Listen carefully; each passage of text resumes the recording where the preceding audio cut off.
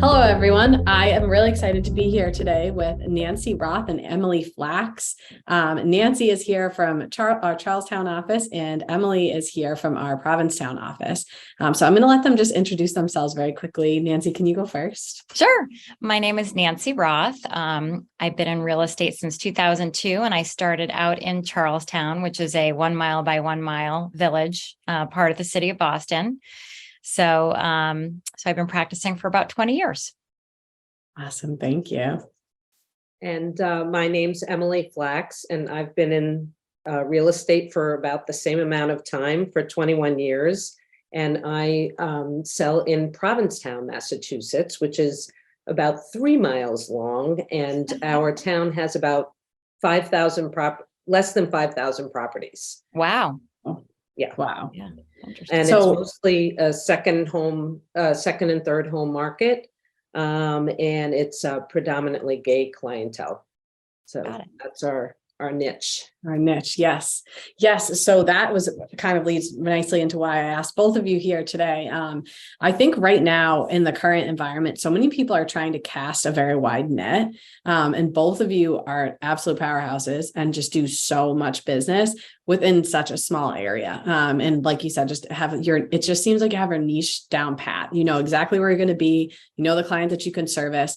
I know it's been a lot of years of experience and probably trial and error. But I thought it would be really great for everyone to get to hear from you how you've built your business and how you've just stayed really true geographically to your niche, and then moreover, just in general to your client base.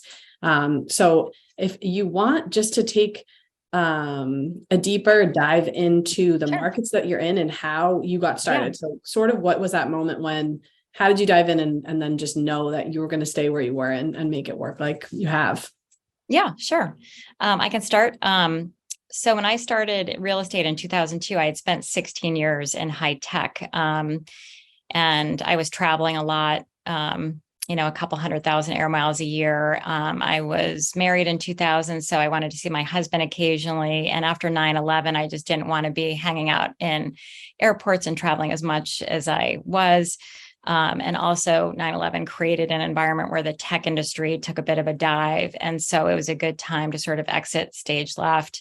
And I looked at commercial real estate, I looked at residential real estate, and in the end, I decided to focus where I knew. So I was living in Charlestown for about 4 years at that time. And we didn't have kids yet, but we were starting to meet people and everything. But it became just apparent to me that if I started in that little area, and at the time, I didn't have a grand plan to not go outside that area. But I just started in that area because it's what I knew.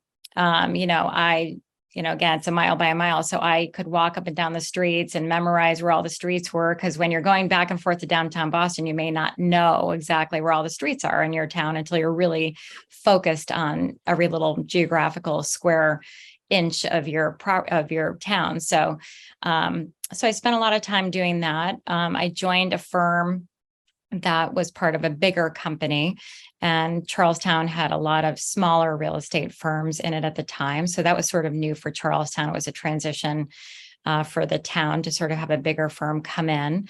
I began to join boards, like I joined the Charlestown Preservation Society. I just tried to spread my wings a little bit in my town. I had 16 years of sales experience, so I knew how to network and I knew how to, try and broaden my reach. Reached out to local developers to introduce myself, that sort of thing.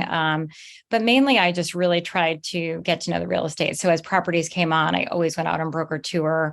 And so 20 years later, I feel like I know almost not every piece of real estate, but in that 1 mile patch, I know a lot about it. And also just, half block by half block, is parking easy in this block? Is it not? Does it get easier at the end of the block? I had kids in 2004 and 2007. So I have 3 boys. And I raised them in the town. So then you start getting to know everything about the town, not just from when you were a single person and a married person, but now what are the resources in this town when you have children? So we have 3, elementary schools in our walk zone. So, the sports that my kids played. And so you start to get to know more about it because you're living it. And that was the key thing that I think made me more comfortable about starting out in real estate, is you're walking the walk and talking the talk because you're doing it every day, Sure. whether you're going to the grocery store or, using a particular health service in town or what have you, you're living it. So you can impart your knowledge to other people a little bit easier when you know it in that way, even though I wasn't experienced in real estate per se. Sure, you're experienced in the community. And I think Correct. that's the big piece, right? Yeah. And Emily, you were similar, or you could kind of dive in, but. Yeah. So I lived in Chicago, and I worked in film and video post-production as an executive producer at a special effects company. And my job was dealing with clients. So I had that part down, the whole client service thing. Came to the Cape for a vacation to Provincetown and just fell in love with it. So at the time, dropped everything that I was doing, moved to Provincetown with my then partner, and we bought a guest house, and which seems to be a lot of people's dream, and ran the guest house for 3 years. So after getting out of the B&B, when you're in a resort town, there's a kind of a finite number of professions one can engage in. And I'd always been interested in real estate. My dad was a real estate developer, so it was somewhat in my blood. And I decided to go into real estate. My town at the time didn't even subscribe to the MLS.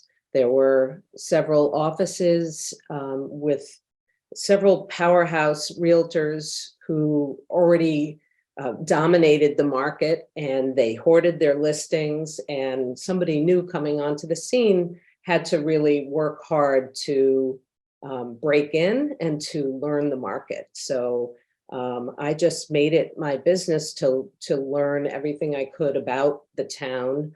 At that time, we had to go office to office to ask people, what do you have for sale? And you had to create your own little book so that when you met people who were looking for real estate, you could show them what was available. It was a very, very analog at the time. And, but right around that time, Zillow and Trulia were starting to get launched, and I was a tech savvy person, so I started to immerse myself in those websites and advertise there, and just do what I could to get to know the market. I realized very soon after getting into real estate that everyone I knew in my sphere already had a realtor. So I had to figure out a way to create my own client base. So it was about getting a job at an office. I was only hired by an office.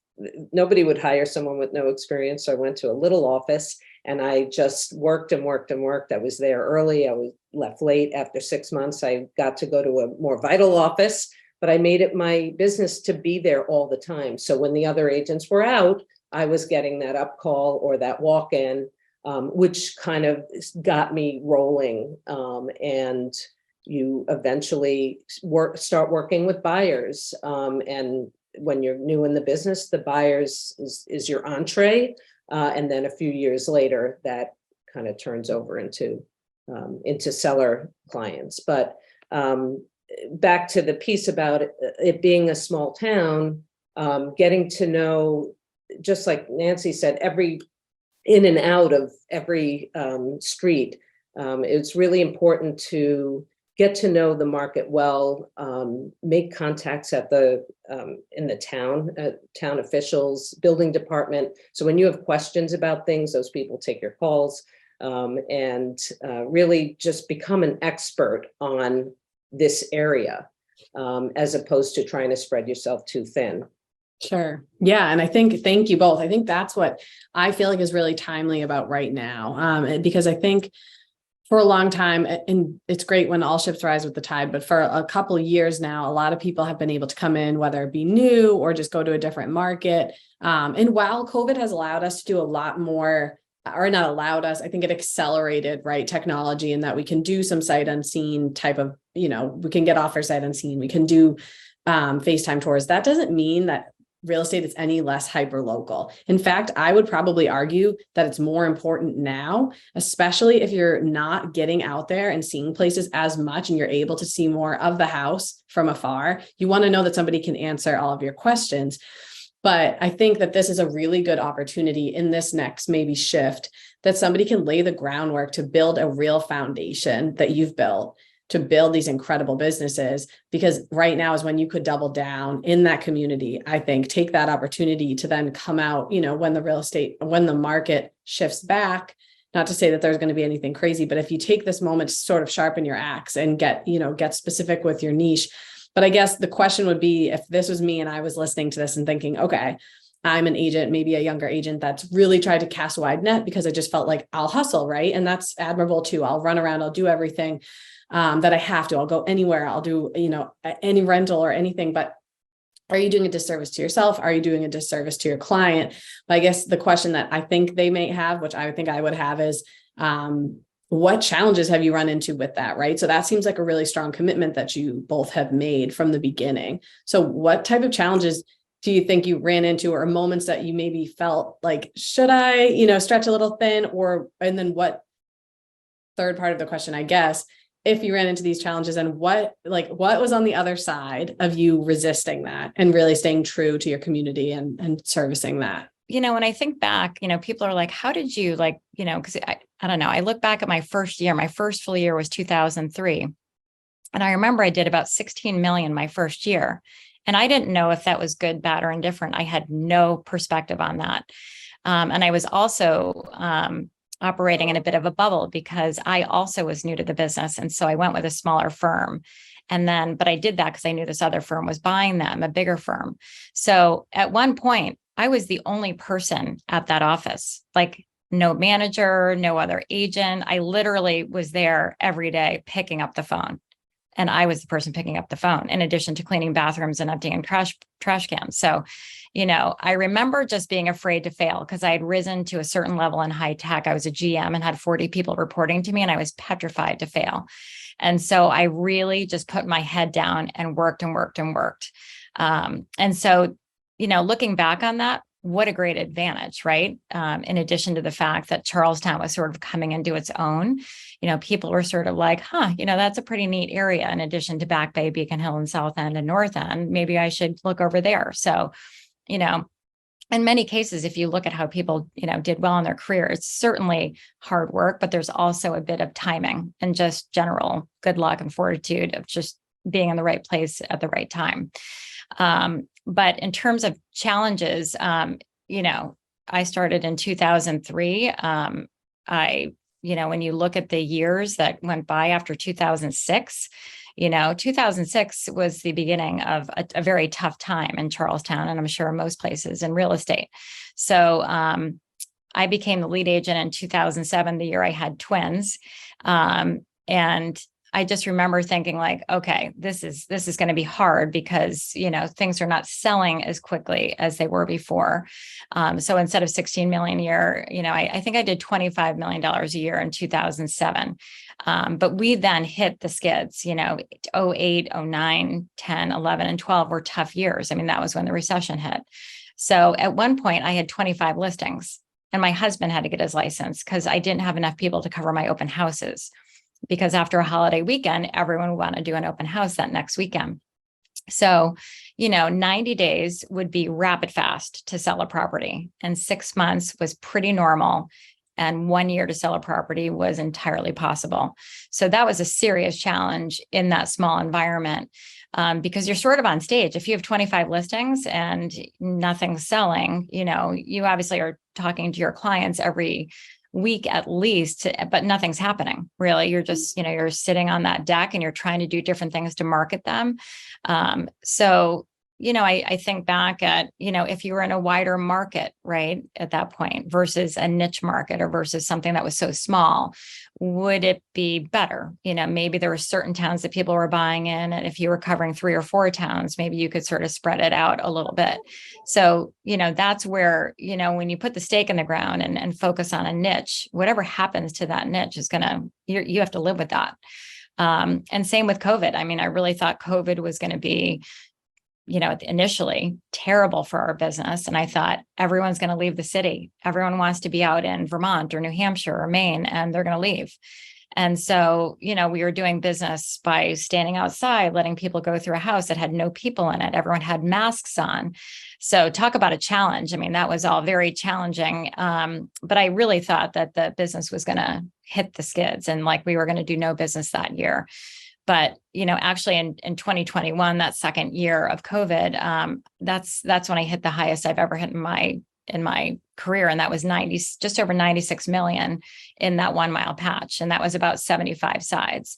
Now, the other thing that was happening at that time is the revenue was increasing because the sales prices were increasing. If I look back at my 2007 year, there were 36 sides in total, and only 5 sides were over $1 million, and they were barely over $1 million. It was like $1,025,000, $1,050,000, maybe 1.1 was a big deal back then. And so now I look at my business out of 75 sides, and only 23 were under 1 million, or 30%. Everything else is over $1 million. And never mind over $1 million, but some things are over $2 million. And I had my highest sale last year at just over $4 million.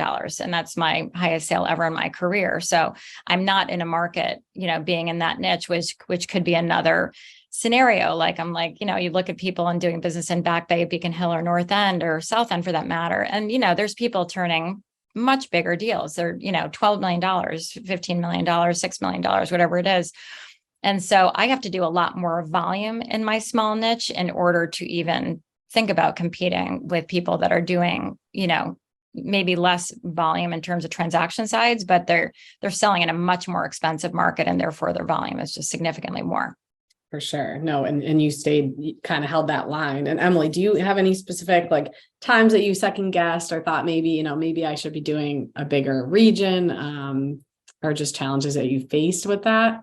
No, for me, I thought about this, and I think that when you start out in the business, one of the important things to do is to identify your core values. So how are you going to conduct yourself in business, and what's important to you? And for me, early on, I realized number one is always putting my clients' needs ahead of my own. Your clients' needs always have to be first. Mm-hmm. And so when you think about taking on several markets, are you servicing your clients by spreading yourself thin, or does it pay to become an expert in a smaller, more concentrated area? Mm-hmm. So I've had over the years, many clients come to me and say, hey, sold me a place here in Provincetown. We're thinking about buying a place up Cape, maybe in Eastham or Orleans, or, which are just 20 minutes down the road, but they're entirely different markets. And it would be very easy for me to hop in the car, drive down there, show them property for a day. But at the end of the day, is that the best thing for them? Can I tell them, I happen to know that on the street next to the house that you're looking for, there was a problem with sodium in the water, or mm-hmm. nitrogen in the water, or things that are very local, things that you only know if you're selling every day.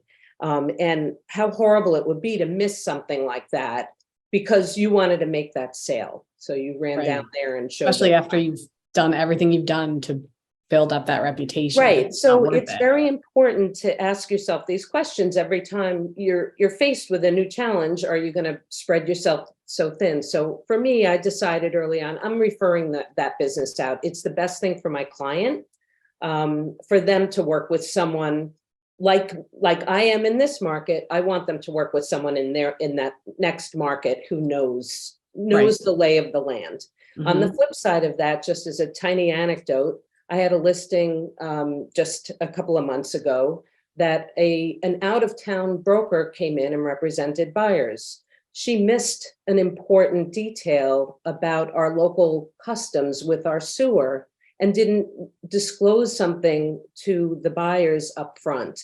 They had no idea, and they were surprised later on. It ended up costing her money in her in her commission because she felt she had to make it right. Mhm. But so you find yourself in situations like that. Is it really worth it in the end to put yourself in a situation where you're kind of winging it? You're certainly not putting your client's needs first in that instance. Correct. It's almost just like, just because you can doesn't mean you should, right? So I think we're Correct. licensed by the state. So people just look at referrals and they think, oh, out of state. And I'm not saying that a lot of people run all over the state, but just because you can write that offer, just because you can do that showing, is there somebody? And I think that's what I'm so fascinated by the way that you both have structured your business, is you really drawn those lines and said, I have a level of a standard that I want to be using, right? And that I do use every single day. And that if I take you out there and I show you that and I make that offer, some people push. I mean, it's happened to me, right? Well, I know I want to just, and it's like, no, because you just said it, right? Like you lose that trust and it just takes one time. And that was another one thing that I wanted to touch on, was the ethics. I think that both of you, to me, I'm also very fascinated by the fact that you can do what you've done. And from a consumer standpoint, I would think that that shows how trustworthy you are, because you're not all over the place. And so you could, if you can move fast enough, people can't keep up with you. You're in one tiny area. If you weren't someone that was really great to work with and that people could trust, you wouldn't do well. And so I think that that's also a challenge, but again, builds that incredible foundation for your business. So if you could talk through just like the ethics side of things and again, like the long game that you've played there, because I'm sure you both have. Yeah. This goes back to, again, defining your core values and figuring out what those lines are. But I think once you've done it long enough, you know what's right and what's wrong. You feel something in your body if you're going down a road that's not quite right, and you have to stand and take stock of it. So another one of the core values that I had was discretion. Like, you're in a small town, everyone knows everyone, and people gossip. And I was on the other side of the equation as a client of a realtor who discussed my personal business with third parties. So I would meet someone and they'd say, oh, you're the person that bought X or Y, when they shouldn't have known that information.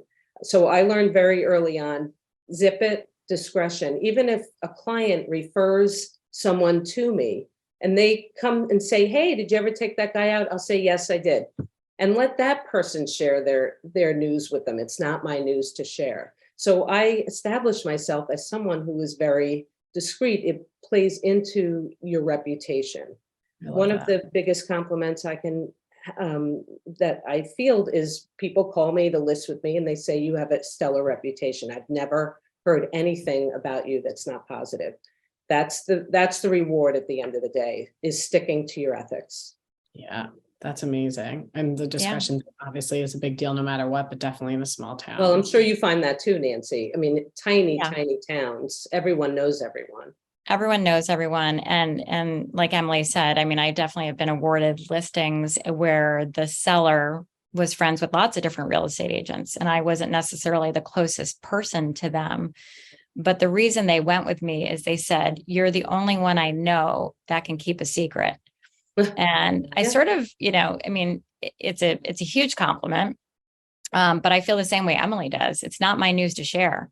So I almost, I take pride, and it's almost fun to be like, well, I actually know something you don't know, but I'm not going to tell you. Even if someone sticks a gun to my head, I'm not going to say anything, So it's almost like attorney-client privilege. I really look at it as, it is not my news to share. It's my profession. I have to respect my client's privacy. And guess what? Lots of people love to talk about real estate, and like they'll bring it home or what have you. I don't even talk to my husband about it. So if someone says to him on the sidelines of a soccer game, hey, what did that place trade for? I know it's under agreement, Nancy has, and he just looks at him and he goes like, I have no idea. Like, she doesn't tell me anything, which I don't. I mean, because that puts him in a position where now he's got knowledge, right? Keeps him safe. Yes. So I feel the same way that Emily does. I mean, when you're working in a very small patch like this, your name is your brand. And it's only as good as, you're only going to do as much business as your brand is going to allow you to do. Right. So your reputation is paramount. and you want people to come to you and look at you as a professional in the business, who's not just someone, you may not see them in your social circles. They may not use real estate agents in their social circles. But the other thing I find is, when it gets back to times getting tough, whether it be during COVID or during the downturn, there were many people that were like, I know my wife has a friend out in 3 towns away that can come in and do this job, but we're not going to risk our house. We're not going to risk our investment, which is the biggest investment we have on this earth, to just anyone. And you have the reputation of, doing all this volume and doing really clean business. And, you're treating it as a professional. I mean, I think that helps when, I have the corporate background that I have. And so to me, this is just as important, if not more important than a corporate job, right? These are people's personal finances.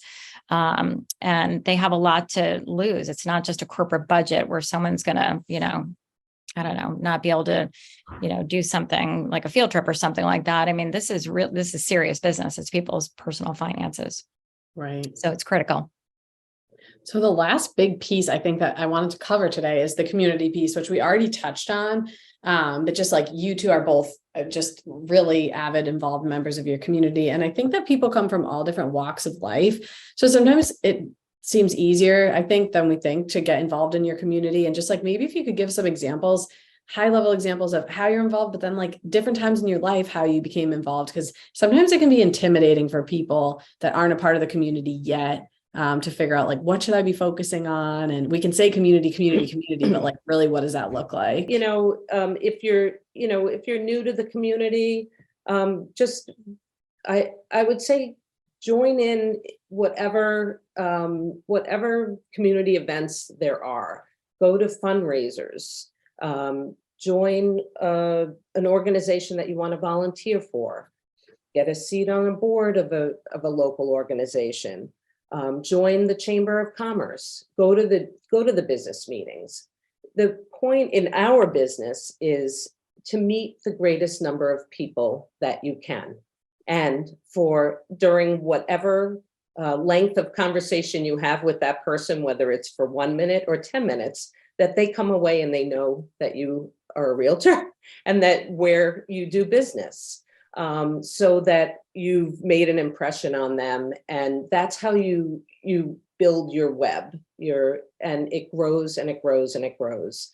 It's very much a word of mouth business, but when you become involved in the fabric of the community, you're the first person that people think of. But it also helps you build a love for the community, which we already have, which is why we are doing what we do. And it's authentic. It's not just to get business, but it's because you care about where you are, and that comes across. I love that. Yeah. Yeah. To me, I also feel like you should do something that's organic to you, right? So it's not like, oh, that's a real estate person that's going to do everything they possibly can, they're doing things that maybe are just for their business type of thing. So, for instance, I sit on a board of a tennis center in Charlestown, and we provide tennis instruction to kids, and particularly kids in disadvantaged situations. We provide free tennis instruction so that, during school vacations, they, may not be going down to Florida or what have you. So they can, they can have a week of tennis. You make it fun, you show movies, serve great snacks, all kinds, all that kind of stuff. And I play tennis. So to me, that's, something that I'm passionate about. So it's something that you like to do, but you can also, do it within your community and impact other community members doing that. But at the beginning of time, back in that 2007 timeframe or 2005, I joined the Charlestown Preservation Society, and we run the historical house tour. So every other year we put on a house tour in Charlestown. So you have a unique opportunity to be able to say like, oh, I've been in this house, like this would be great if this person allows us to put them on the house tour, because they're going to, that would be a great thing for everyone to see, because it hasn't been on the market in a really long time, so it's that was also just part of my business, right? So that made sense for me to be part of the Charlestown Preservation Society. And I sat on that board for probably 3 years. And I've been on the tennis board now for probably 3 years or so too. So the other thing that's really important is Charlestown has a lot of things going on around it environmentally, meaning like, we have the largest public housing project in Charlestown and all of New England. So, and it's about to go through a 10-year renovation project. So it's been years of meetings leading up to that. But almost everyone you meet is like, hey, do you know what's going on with that? So I attend the Zoom calls, I attend the in-person meetings on that, that and just other development. There's huge development projects that are coming up around us, whether it be around Sullivan Square, over the Hood Office Park, et cetera. There was the Wynn Casino came in just on the border of our town. So I basically, I could be out almost every night going to community meetings or on Zoom calls for community meetings. But if you don't know that information about your town and someone asks you about it, and they're like, well, you live here, don't you? And you're like, yeah, I live here. And so, you should know that. I should know what's going on at any of the 3 walk zone elementary schools, for instance. The more you know about it, and that's another way, just from a business perspective, is the buyer might be brought into your listing from an outside agent, right? Someone who doesn't know Charlestown at all. But a lot of my business comes from people who are now selling, right? They got brought in by someone else, but now they're selling, and they're calling you to have you list their property, because they'll say, whether it's my listing or not, but they're like, I remember going into one of your listings, and that's when I fell in love with Charlestown. You told me all about Charlestown and all the different neat organizations I could join, the different things the community offers. And so they then look at you as an expert in that town. So that's what you should be as a real estate agent, is an expert in that town. I didn't go outside of Charlestown, and I've never done a deal outside of Charlestown and my zip code in 20 years ever. But there are times when people want to drag you someplace, and, you really evaluate, like, what am I going to be able to offer that? And like Emily said, I basically say, it's going to take me days to really study the comps out in that area, whatever that area is. You're not even going to be able to touch on the community stuff, right? You're not going to be able to know all the different ins and outs because you won't have been at those community meetings. You're just not going to be able to go to that deep of a dive on knowledge in that other community. But even just to get to know the real estate and do comps in that other community is going to be, hours/days of your time. Mm-hmm. And if you're running a decent business in your own village, you don't have time for that. And you want to say to someone, and they respect this, and they're almost relieved when you say that, where they're going to be like, can you take me out to Wellesley? And I'm like, well, I could. I certainly know Wellesley, but I'm not the best person to take you to Wellesley. You want basically the version of me who covers Wellesley. And right. So they respect that. And you can tell there's like relief that they're like, oh, good, I'm going to be put with a professional again. So, and just getting back to the community, one of the things that I think is important is when people are moving into town, let's say from the suburbs, if they're empty nesters or something, or just generally moving here from another state, they're not just buying the piece of real estate. And this is something that's important for no matter where you are practicing real estate. They want to buy into the community. In the case of empty nesters, they might be leaving their 30-year community and all of their friends, and they just decided that, their daughter lives in Charlestown. They want to get rid of the yard and downsize and move into the city.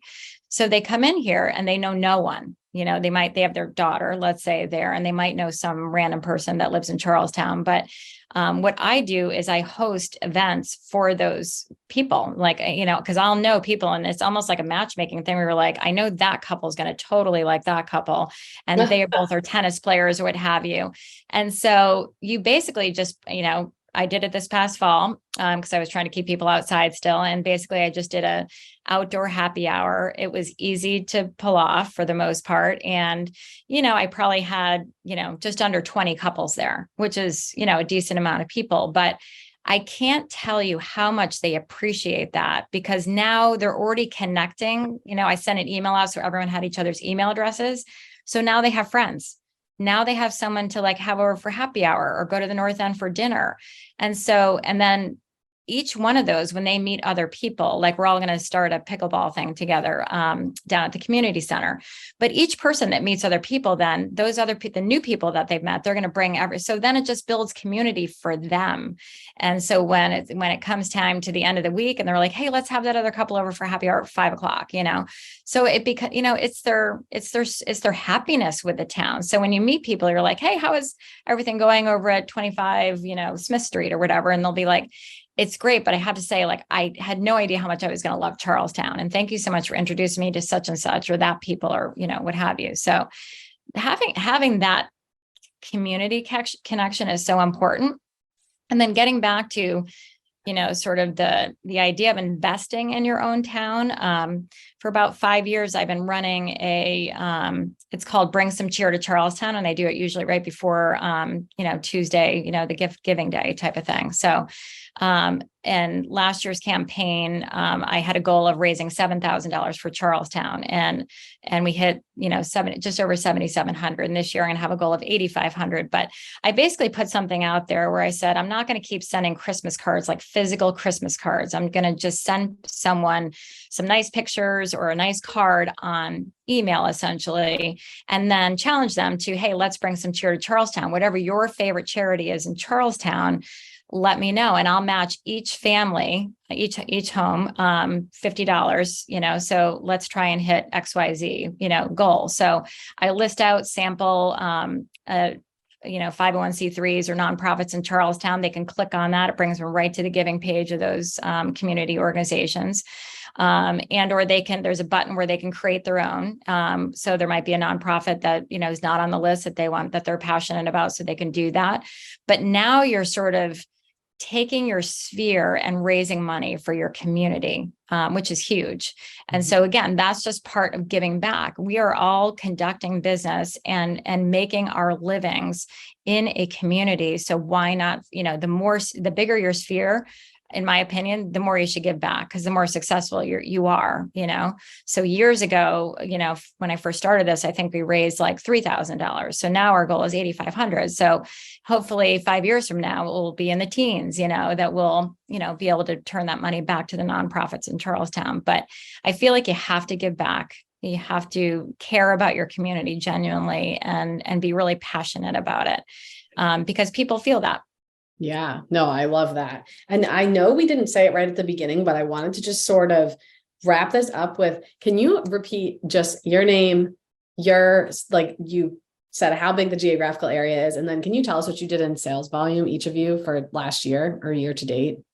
So again, my name's Nancy Roth. I just do business in Charlestown, which is a 1 mile by 1 mile patch.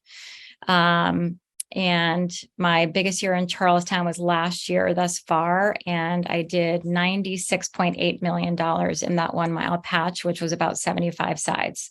My name's Emily Flax, and I sell real estate in Provincetown, Massachusetts, which is about 3 miles long, and has under 5,000 properties. And last year I did about 65 million in volume. But we've got some nice sale prices that are higher. So it's the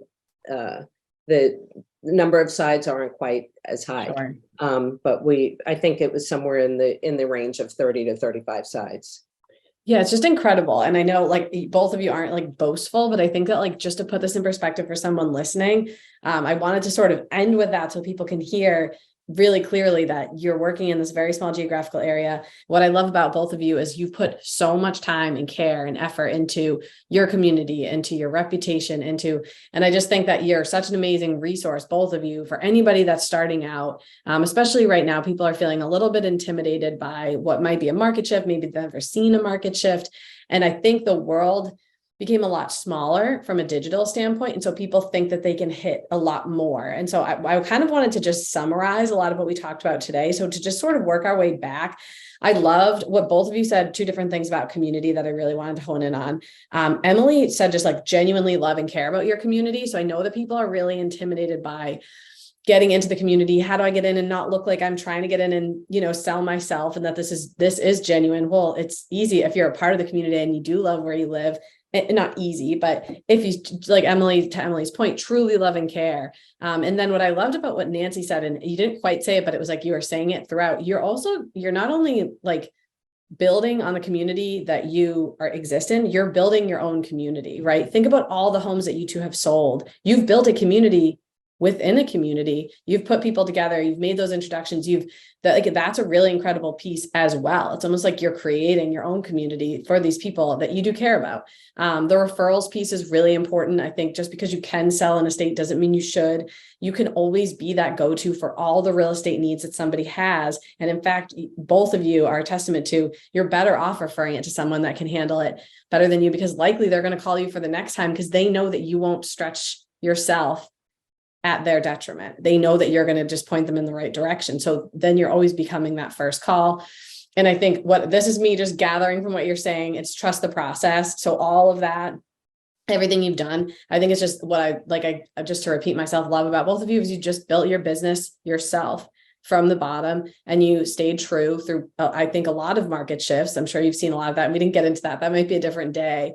But didn't get that, oh my God, that I don't trust the process. I think I should, you stayed true to yourselves and you do incredible business. Those numbers are incredible, especially for such a small geographical area. So are you guys okay if somebody had questions or wanted to reach out to you just in terms of? Sure. I'm happy to. No problem. Awesome. Okay. Anything else you guys had to kind of wrap up? To that point, I'm totally open to someone reaching out. What I wanted to say was it's really important to develop good relationships with other brokers in your market as well.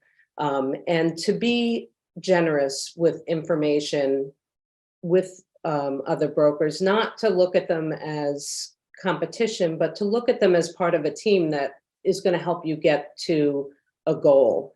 And I think that's a mistake that many people make, is they feel that they have to compete with those people. I do so well because I cooperate with those people. So I just wanted to make that point where I'm totally open to receiving, calls if anybody ever wanted to reach out to me. Helping people is that energy comes back to you multifold. Yeah, that's amazing. And it's so true. We were talking about the other day, we've been saying a lot in real estate, you go from like competing to cooperating overnight.